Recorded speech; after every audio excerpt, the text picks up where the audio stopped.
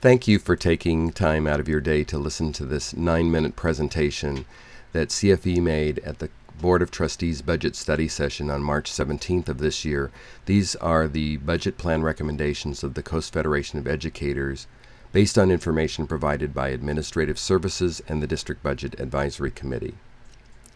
Previously, the Chancellor had announced a budget shortfall of $11.4 million. So the District Budget Advisory Committee decided to get a head start by making some cuts to the spring 2010 semester. We already had an approved balanced budget for this year, but we felt if we could make some cuts this year, it would help us to not have such a rough cut for next year.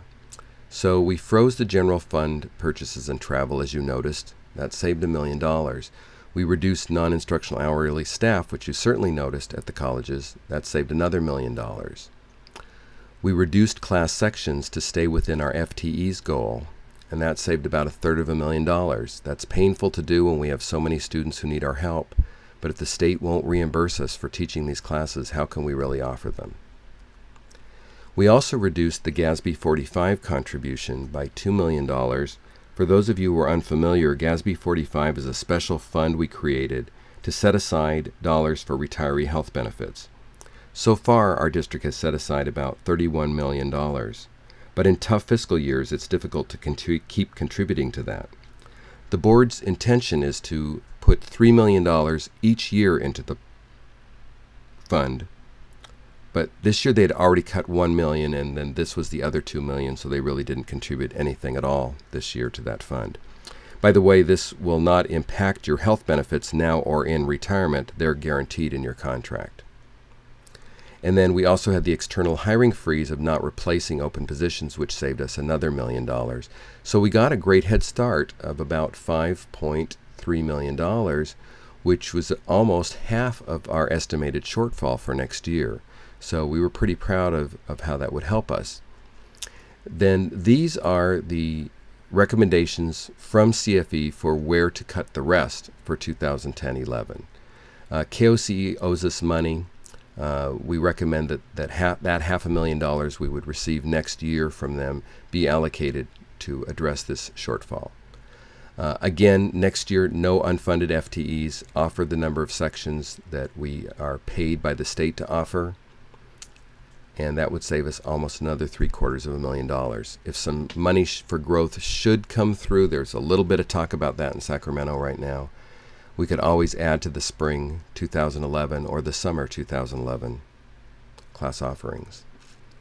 We recommend that we eliminate GASB 45 contribution for 2010-11 also. As I said before, the board allocates $3 million each year, and that's one of the reasons we have such a huge budget problem, is that we're trying to sock this money away for GASB 45. So we recommend it be eliminated for 2010-11 as well. And then the ENDS Early Retirement Incentive Program savings combined with the external hiring freeze. Now, we won't know the exact numbers till April 30th, but we know that 110 employees at all levels indicated their intent to retire by June 30th. And the district estimates that the gross savings there would be $6 million. Of course, some of that money would have to be allocated to faculty, full or part-time, to teach the classes that would be vacated by leaving faculty, but we'll talk about that a little bit later in this presentation. So the recommendations of CFE come to, with the Head Start from spring 2010, come to $15.5 million. And when you compare that to the estimated shortfall, which is at this time only an estimate, of $11.4 million, you see that we have taken care of the issue with $4 million to spare. And this is without elimination of non-classified hourly, without additional cuts at the colleges, without the elimination of faculty reassigned time, which management has been talking about, without freezing purchase and travel, and without the use of 1 penny of the district's reserves. How do we propose the $4.1 million be used? CFE recommends that we selectively rehire some of the permanent staff that is leaving us upon recommendation of the board's Personnel Committee, and that we have a caveat about the advertisement of these positions, that they're subject to our budget based on California's finally approved budget for 2010-11. Let's talk for a moment now about full-time faculty staffing in the Coast District. We have 463 permanent faculty currently. The state's minimum faculty obligation number, the FON, for our district would be 468, except for a fluke in 2005 in the way Sacramento calculated our FON, and that they have frozen the FON for the last 2 years. Normally it goes up a little bit each year. So ours is uncharacteristically low for our size at 412 and has been that for 2 years, but really should be about 468. It's very, very low numbers. Of the intents to retire under the ENDS program I mentioned before, 51 of those are faculty. We don't know how many will retire, but we estimate around 30, maybe more. That's in addition, that's off those numbers that you see above. And before those people leave, our already low number of full-time faculty is a primary contributing factor to the announcement by management that we are in violation of the 50% law for 2010. The 50% law in the state says that 50% of a community college's budget, district's budget, has to be spent in the classroom. We've always been right on the edge of that, and now we're falling below, and this is a primary reason.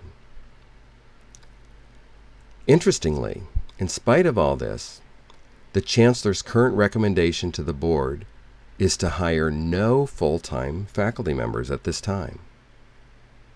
CFE disagrees.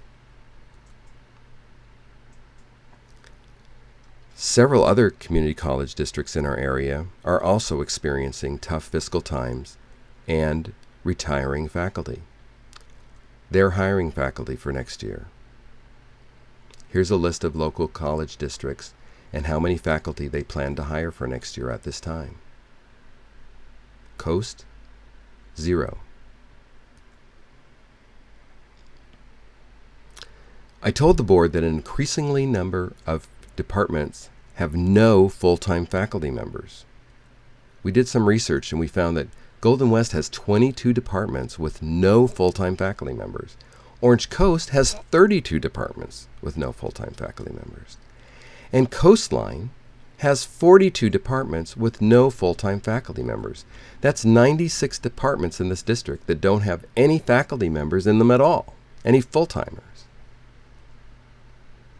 I told them that there are many problems with this, but two that I thought they could understand and grasp pretty easily are that how do you have a faculty search committee when you have nobody with subject matter expertise that's a full-time faculty member?